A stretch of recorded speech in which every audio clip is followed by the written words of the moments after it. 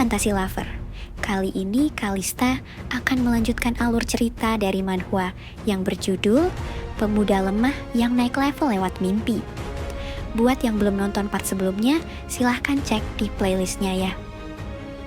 Before thanks you so much buat kalian yang sudah support Kalista sampai sejauh ini dengan berkomentar dan nge-like di setiap video di channel ini. Sebelum masuk ke ceritanya, Kalista ingin menginformasikan. Untuk part selanjutnya, Kalista akan segera update secepatnya jika chapter terbarunya sudah keluar. Dimohon pengertiannya. Terima kasih.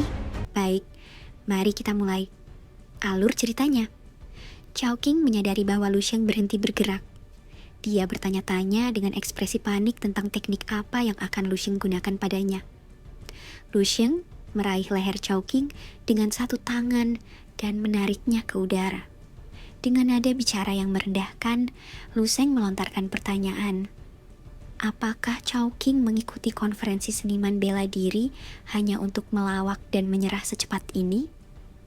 Setelah mendengar pertanyaan yang dilontarkan Lusheng, seketika wajah Chowking terlihat mengerikan dengan dahi berkeringat deras dan pembuluh darah yang berdetak kencang. Dan secara tiba-tiba, Chowking berteriak keras dan dipenuhi amarah sembari mengeluarkan teknik pedang angin miliknya.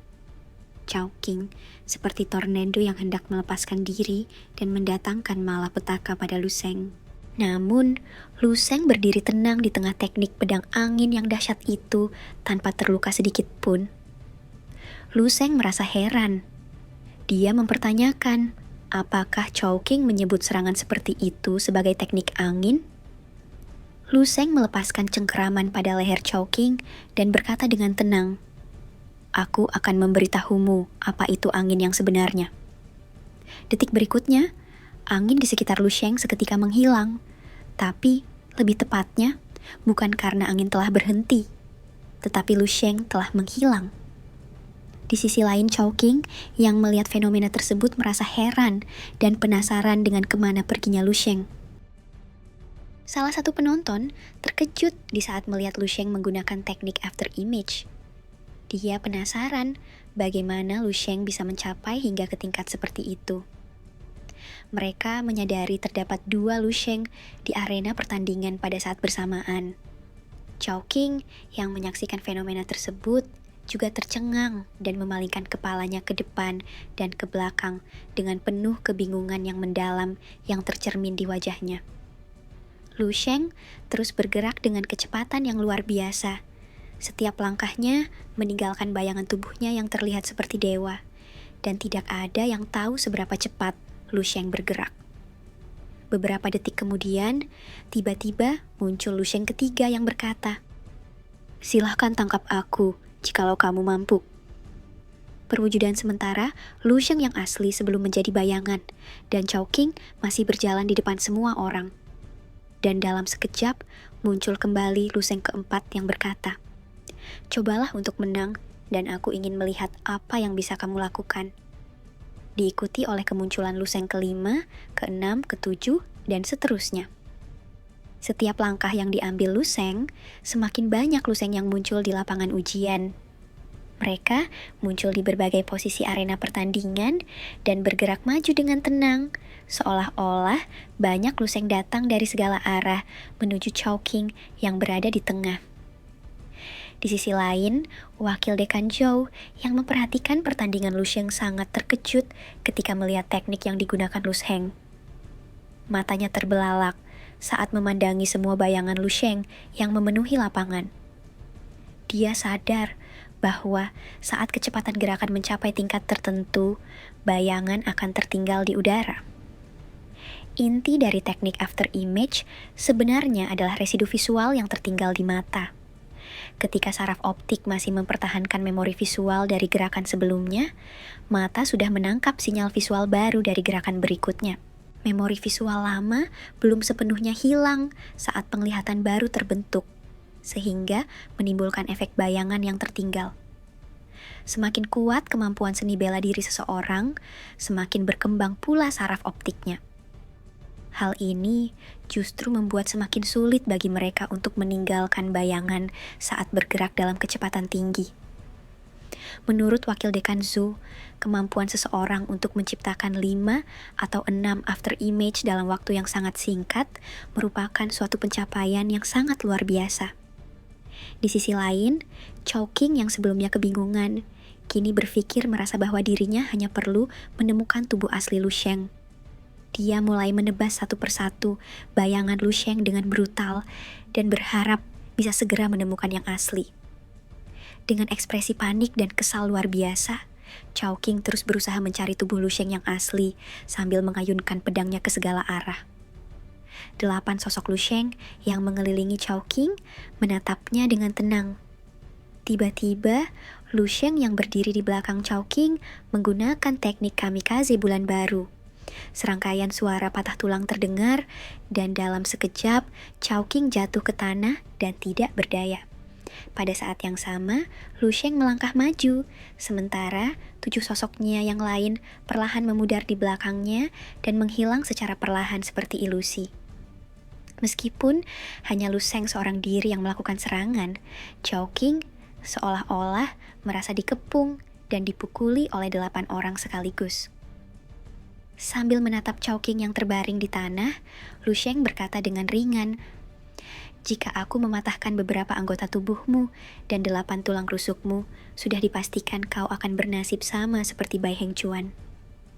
Setelah mengucapkan kata-katanya, Lu Sheng tersenyum kecil dan meninggalkan arena pertandingan. Setelah melihat hasil akhir dari pertandingan antara Lu Sheng dan Kou Qingwasit, dengan segera mengumumkan kemenangan Lu Sheng dari Universitas Martial Saint 7. Saat Lu Sheng melangkah keluar dari lapangan, orang-orang di pinggir lapangan dengan sigap memberinya jalan. Tatapan mata mereka dipenuhi kekaguman. Setelah mengalahkan Jidao Twin Star yang merupakan murid dari sekolah bela diri Jidao, posisi Lu Sheng di benak para seniman bela diri yang hadir meningkat sangat drastis. Dia terlihat seperti seorang jenius luar biasa yang baru saja bangkit.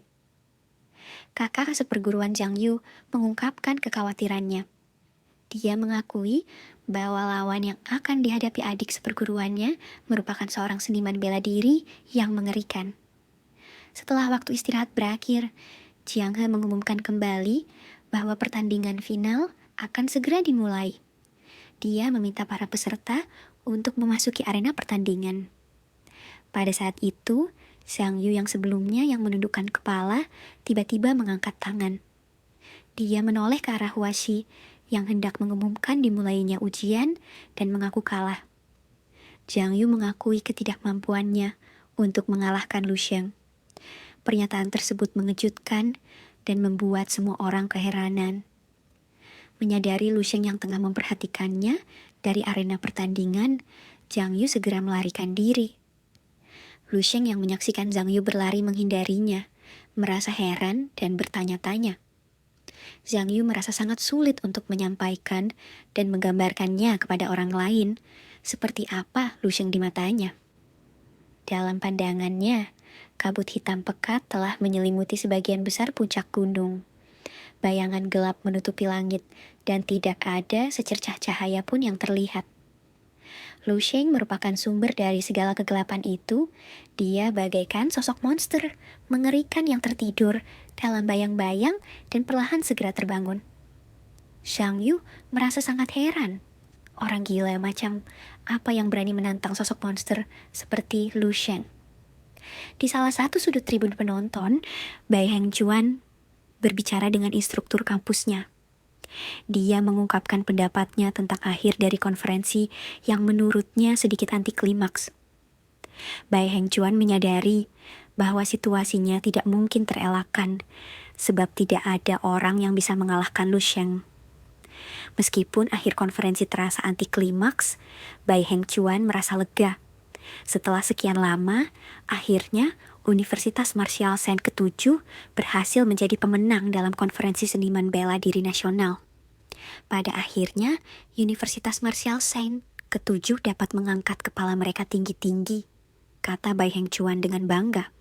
30 menit kemudian, Jiang He mengumumkan bahwa konferensi seniman bela diri nasional telah berakhir. Setelah pengumuman, semua perhatian tertuju pada Lu Sheng. Penonton yang menyaksikan langsung melalui live streaming televisi tampak lebih antusias dari sebelumnya.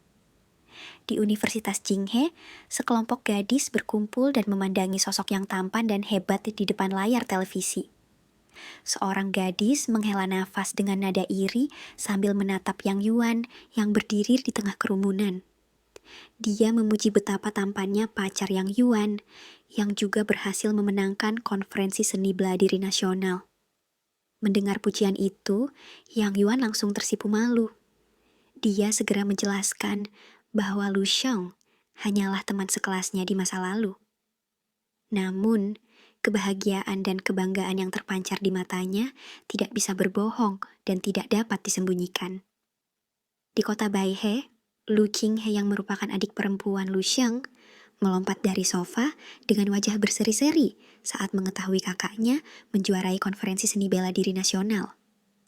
Sedangkan ibu Lu Sheng segera meminta suaminya untuk memesan restoran guna mentraktir teman-teman dan keluarga.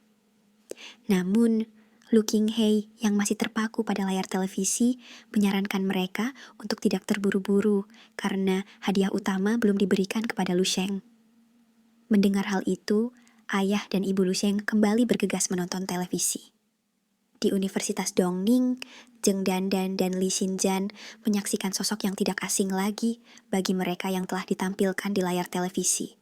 Li Xinjian menyampaikan kepada Zheng Dandan bahwa Lu Sheng telah berhasil mencapai tingkat yang tinggi. Zheng Dandan mengakui bahwa hal tersebut akan menguntungkan baginya karena dia bisa lebih sering melihat Lu Sheng dan mengirimkan pesan kepadanya. Meskipun dia menyadari bahwa kemungkinan besar Lu Sheng tidak akan membaca atau bahkan membalas pesan yang dia kirimkan. Di distrik militer timur, instruktur Xiao Jun melompat kegirangan setelah menyaksikan penampilan luar biasa Lu Sheng. Menurutnya, komandan pasti akan senang setelah mendengar berita tersebut dan merasa bahwa cairan sumsum senilai ratusan juta yuan yang telah dihabiskan untuk Lu Sheng tidaklah sia-sia. Namun, instruktur Xingsu meragukan apakah Lu Sheng akan langsung bergabung dengan wilayah militer timur setelah lulus mengingat ketertarikan Marsial Saint Tanzong Yu padanya.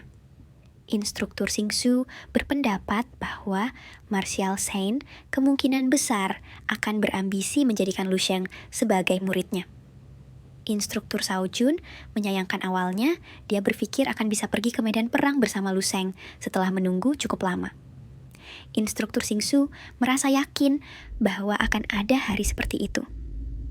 Kemudian, instruktur Xingsu menginformasikan bahwa celah deal yang baru telah ditemukan di zona perang 85 dan instruktur Xiao Jun diharuskan untuk menjalankan misi tersebut. Mendengar hal itu, instruktur Xiao Jun merasa kesal, mengeluhkan bahwa mereka hanya beristirahat selama beberapa hari sebelum diharuskan untuk kembali ke medan perang. Instruktur Xiao Jun terkejut melihat Lu Sheng menyatakan niatnya untuk menantang Lian Jibi. Dia juga menyuruh instruktur Xingsu ikut melihat ke layar sambil mengungkapkan keheranannya atas tindakan Lu Sheng tersebut. 1 menit sebelumnya, ketua konferensi Jiang He, seorang Grandmaster tingkat 8, menatap Lu Sheng dengan penuh kekaguman. Dia mengumumkan dengan lantang bahwa juara konferensi seni bela diri nasional tahun ini adalah Lu Sheng. Lu Sheng kemudian menyampaikan permintaannya kepada Jiang He sebagai wasit, dan Jiang He dengan segera mempersilahkan Lu Sheng untuk bicara. Dalam perkataan yang dilontarkannya, Lu Sheng mengungkapkan tujuannya menghadiri konferensi tersebut adalah untuk mengapresiasi kemampuan rekan-rekannya dan mengasah kemampuan bela diri miliknya. Namun, dengan tegas dan lantang, Lu Sheng telah menyampaikan kekecewaannya kepada para peserta. Lu Sheng beranggapan bahwa tidak ada satupun peserta yang cukup kuat untuk memberikan tantangan selama konferensi berjalan, yang menurutnya menjadi sangat membosankan. Setelah menyampaikan keluhannya, Dalam sekejap, berbagai kejutan dan kebingungan langsung terlihat dari ekspresi Jiang He dan para penonton yang mendengarkannya. Seorang Grandmaster, sekaligus wakil dekan, menanyakan tujuan dibalik pernyataan Lu Sheng yang beresiko menimbulkan kritik publik. Wakil dekan Zhou mempertahankan atas ketidakpahamannya terhadap pernyataan tersebut. Dia menegaskan bahwa Lu Sheng bukanlah tipe orang yang selalu sombong atau terlalu terbawa suasana dalam kemenangan. Di sini, Lu Sheng dengan tegas mengarahkan perhatiannya pada sekolah bela diri Jidao, menekankan pernyataannya terutama ditujukan kepada sekolah tersebut. Dengan lantang, Lu Sheng mengutarakan pendapatnya di hadapan para hadirin konferensi. Sebelum datang ke konferensi, aku mengira kalau sekolah bela diri Jidao memiliki seniman bela diri berbakat yang menjanjikan. Namun, kenyataannya yang saya temui sangat mengecewakan. Menurutku, mereka hanyalah sekumpulan sampah tanpa jejak warisan bela diri Jidao yang asli. Sekolah bela diri Jidao tidak lebih dari sekelompok orang yang mengejar ketenaran dan status semata. Mereka menjual nama mereka demi menarik murid, tetapi tidak memiliki kemampuan untuk mendukung reputasi tersebut.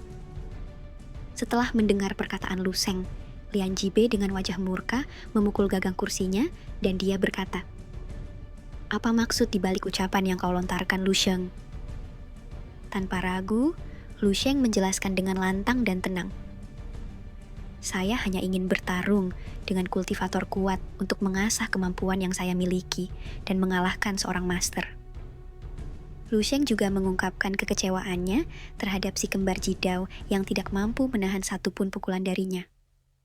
Dengan penuh percaya diri, Lu Sheng menantang Lian Jibe, seorang master puncak sekolah bela diri Jidao untuk bertarung. Para penonton terkejut mendengar pernyataan berani Lu Sheng. Mereka tidak menduganya bahwa seorang yang masih berada di level 6 berani menantang seorang master puncak. Ketegangan memenuhi arena konferensi, menanti reaksi Lian Jibe terhadap tantangan yang dilontarkan Lu Sheng. Kejadian ini mengejutkan semua orang yang menyaksikannya melalui layar televisi. Seorang penonton mengkritik Lu Sheng dengan menyebutnya, apakah dia telah kehilangan akal sehat karena berani menantang seorang master? Instruktur Shao Jun terkejut dengan keberanian Lu Sheng yang begitu besar untuk menantang seorang master level 7. Sementara itu, instruktur Xing Su sedikit memahami motivasi Lu Sheng, yaitu ingin melampaui batas kemampuannya sendiri dengan melawan seorang master level 7. Dia menyebutkan bahwa jika Lu Sheng berhasil, dia akan menjadi orang pertama dalam sejarah kerajaan naga yang mencapai tingkat master di usia kurang dari 20 tahun. Lian Jibe langsung melompat ke arena pertandingan dan memperingatkan Lu Sheng agar berusaha sebaik mungkin jika tidak ingin dipukuli sampai mati. Dengan tenang, Lu Sheng mengatakan bahwa di arena pertandingan, hidup dan mati akan tergantung pada takdirnya. Salah satu wakil dekan dari Universitas Martial Sen berpendapat bahwa Lu Sheng tidak harus menantang Lian Jibe untuk menerobos dan menyarankan agar salah satu dari mereka menjadi lawan sparringnya. Namun, wakil dekan Zhou menyebut bahwa keputusan Lu Sheng untuk menantang Lian Jibe adalah keputusan yang tepat. Jika dibiarkan, Lian Jibe akan tetap mencari Lu Sheng untuk membalaskan dendam atas perbuatannya kepada si kembar Jidao. Meski begitu, wakil dekan Zhou merasakan suatu keanehan, seolah Lu Sheng tidak benar-benar ingin menerobos dengan cara seperti itu.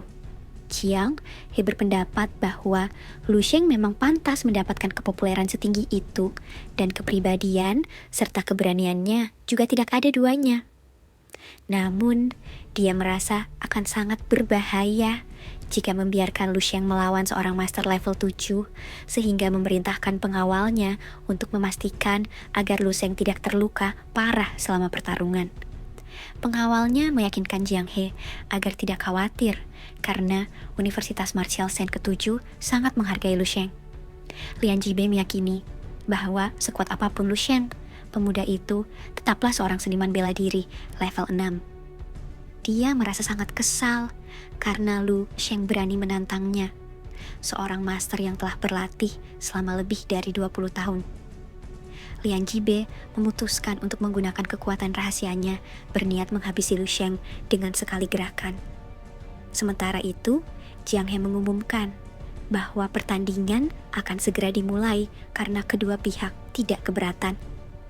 Di sisi lain, Lu Sheng menatap Lian Jibe dengan sorot mata aneh, seolah melihat mangsa yang akhirnya jatuh ke dalam perangkap yang telah dia siapkan dengan hati-hati.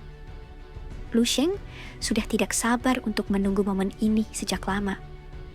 Dia ingin membuktikan bahwa kekuatan seorang master dan tekanan dari pertarungan hidup mati hanyalah omong kosong belaka. Lian Jibe kemudian meminta Lu Sheng untuk bersiap menghadapi tekanan dari seorang master dan mengaktifkan kemampuannya yang bernama perubahan bentuk dunia lain. Dengan gerakan yang lincah dan cepat, Lu Sheng meluncur ke depan, muncul tepat di hadapan Lian Jibe. Lu Sheng menyatakan niatnya untuk mengubur Lian Jibe hanya dengan sekali pukulan. Ketika Lu Sheng mengayunkan tinjunya, suara retakan terdengar dari tubuhnya seolah-olah sesuatu di dalamnya patah. Aura yang terpancar begitu dahsyat, seakan-akan ratusan gunung berapi meletus bersamaan, mengirimkan asap dan abu ke angkasa.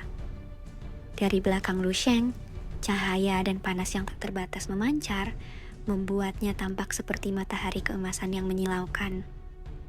Ini adalah manifestasi kedua dari seni bela diri Si Quan, memperlihatkan kekuatan yang setara dengan bintang.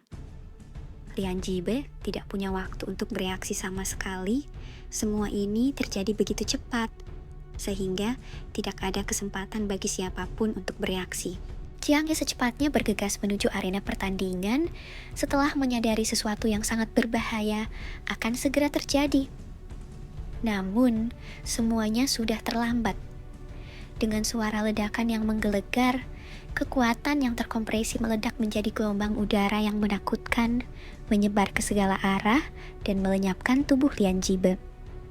Satu-satunya yang tersisa dari tubuh Lian Jibe hanya meninggalkan kedua kakinya yang masih berdiri tegak di atas lantai arena pertandingan. Ketika Jiang He telah tiba di arena pertandingan, Lu Sheng perlahan menutup tinjunya dengan ekspresi wajah yang menyeringai.